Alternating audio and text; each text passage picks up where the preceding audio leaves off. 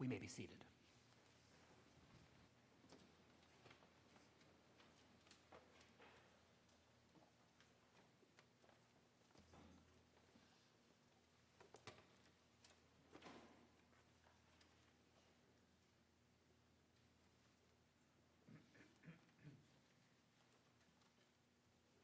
So once more, Shana Tova, everyone. So if you've been feeling at all like me, then maybe you've been needing a little bit of distraction in the evening, that when it's time at the end of the day to wind down, that it's not the right time to turn on one of the great TV dramas of our era, but rather to turn on something a little more lighthearted and fun that helps us to sort of dissolve away for a little bit of time. And so there's a show that my wife Leah and I have loved for many years and that I imagine many of us may be familiar with. It's called The Great British Bake Off. Raise your hand if you've ever seen The Great British Bake Off. Okay, hands down. New season just dropped on Netflix, started this past Friday. It's actually not The Great British Bake Off that has been our life raft over the past handful of months. It's actually a different show. It's a show that's a spin-off of Bake Off. It's by the exact same television studio. It's by the exact same producers. And this one is not called The Great British Bake Off. It's called The Great Pottery Throwdown. It's the exact, raise your hand if you've seen The Great Pottery Throwdown, less well known, just as good. It's the exact same format as Bake Off, where instead of 12 British people coming together to make the most impressive cakes and cookies and chocolate fountains that you can imagine, instead, 12 British people come together and compete in a pottery competition. They're sometimes doing things at the throwing wheel, where they raise things up off of the spinning wheel. Other times they're doing the coiling method. Other times they're doing the Japanese art of raku, all things I'd never heard of before until I watched The Great Pottery Throwdown. And if you're in need of a little bit of diversion, I encourage you to check out the show. I promise you won't be disappointed. Watching The Great Pottery Throwdown over the course of the past couple of months, I was reminded about an essay that we had to read in rabbinical school by the biblical scholar Dr. Mark Zvi Bretler. And in this essay, he talks about all of the different metaphors that the Jewish people has for God. And I promise we'll get back to pottery in a little bit, but a little bit of a winding road before we get there. In this essay, Dr. Mark Zvi Bretler talks about all the metaphors that the Jewish people have for God, and he talks first of all of the two most famous metaphors. Metaphors that probably all of us know by heart, have known since the time we were first exposed to the High Holy Day tradition. Metaphors that actually we just stood in front of the ark and invoked. The metaphors of God on the one hand as Avinu, the metaphor of God as a parent, and simultaneously on the other hand, the metaphor of God as Malkeinu, the metaphor of God as a sovereign or as a ruler. And the fact that the Avinu Malkeinu prayer doesn't use just one metaphor for God, but rather combines two of them, already tells you something. It tells you something about the Jewish notion of what God is like, that God is too big of a thing to be captured by just one metaphor. After all, every metaphor gives us an incomplete picture of the thing that it's describing. But rather, when we put two metaphors together, God as loving parent on the one hand, God as sovereign ruler of the universe on the other, then we get a more complex picture of what God is like, and equally, a more complex picture of what we are like. Let's think about these two metaphors for one moment and how they go so well together. First, let's start with Malkeinu, my right hand over here. Malkeinu, the metaphor of God as a loving ruler, or God rather as a ruler who cares about us. We imagine that God might think about us the way that God thinks about God's subjects. Or excuse me, that a king or a queen might think about their subjects. That they provide sustenance for the people that they're responsible for. That they help to protect them. But also, think about a king or a queen in the context of a feudal society. A king or a queen is far, far away, something very distant. It would be a very unlikely thing that a normal subject would have the opportunity to have a face-to-face encounter with the king or with the queen. The king or queen is not known personally, they're rather kind of distant. What's more, kings and queens are responsible for setting laws. And so too, God has indeed, the Jewish people believes, set all kinds of laws, two kinds of laws in particular.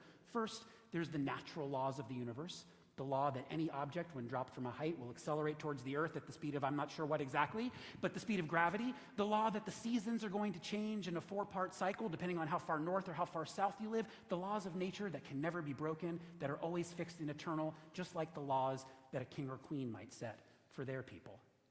But that's only one type of law that God has given the universe. There's another important law that God has given the universe, which is the law of the moral code. That there are certain things that are just right and wrong, that you should not murder, that you should not steal, that hopefully you should not bear a grudge. Unlike the natural laws, the moral laws are not things that God enforces with an iron fist. Rather, the moral laws, God gives us the opportunity either to fill or not to fill. And hopefully we'll someday live in a world where the moral laws are followed as closely as the natural laws are as well. All of these are under the image of the metaphor of God as king, something that on the one hand is a little bit distant, on the other hand that tries to protect us, and altogether wants to set laws for what's right and what should be in the universe. This is God as Malkeinu. How about the other hand? God as Avinu, God as parent. We believe, or we want to believe, that God looks after us and cares for us the way that a parent looks after their child. Unlike a king or a queen who would be far away, who wants the best for us but can never know all of us personally, a parent knows their child intimately, maybe even more so than the child sometimes might understand themselves. A parent, in the most ideal version of the relationship, supports their child's thriving, sees the best in them, even when they've got faults, even when they've got flaws, even when they themselves don't see the best in themselves. What's more, unlike a king or a queen who can never know any of us personally and so therefore would never feel pain when one of us is sick, probably doesn't even know when one of us is sick, a parent not only knows when we're sick, God willing, but also feels pain when we feel pain.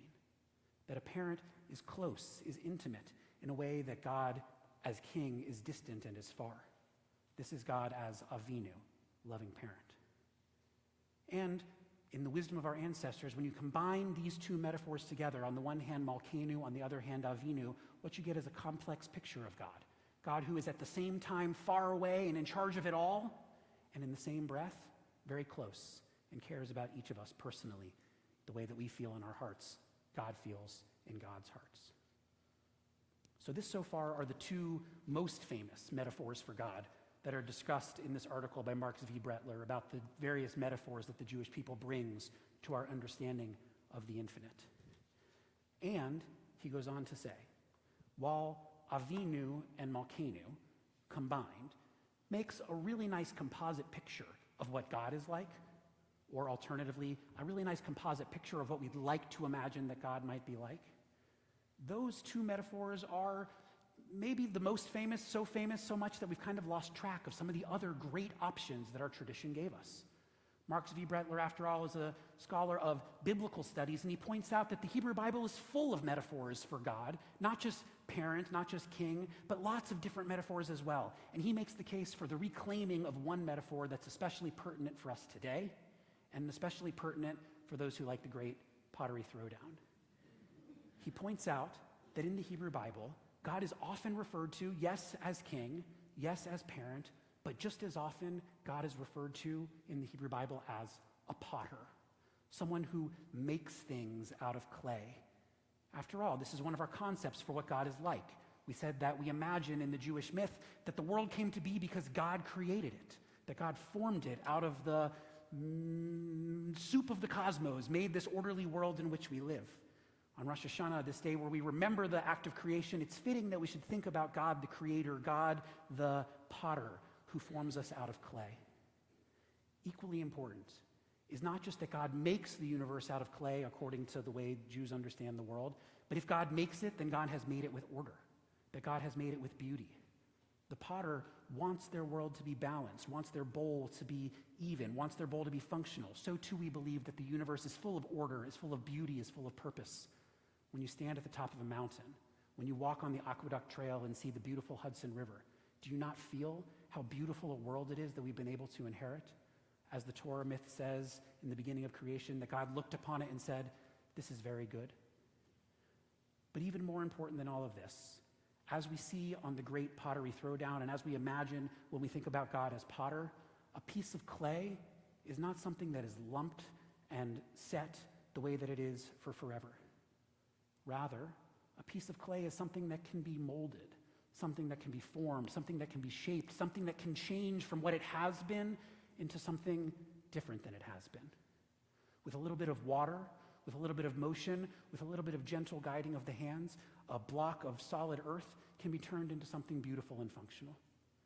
And the same is true of each of us.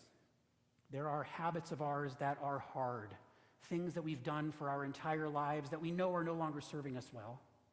And if only we can embrace the notion that we are like clay in the hands of a potter, then maybe perhaps we can moisten and soften and maybe spin off a little bit of the parts of us that are no longer serving us and help us to form, to grow into something more functional, more beautiful, more the way we'd like to be.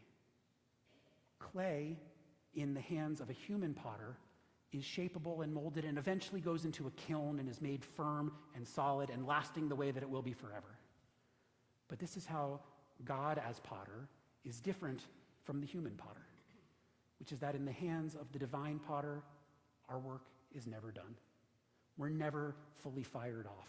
We always have the opportunity, every Jewish New Year, every day, every hour, every moment of our lives, to spin, to soften, to moisten, and to grow. This is the task that lays before us over these next 10 holy days, the highest holy days of our year, to remember that we think of God not just as a king who cares for us from far away or a parent who loves us intimately, but to remember also that God is like a potter, and even more important than that, that we are like clay. Over the course of these next 10 days, may we be able to soften, may we be able to grow, may we be able to shape ourselves the way that we best can be. May this be so. Shana Tova.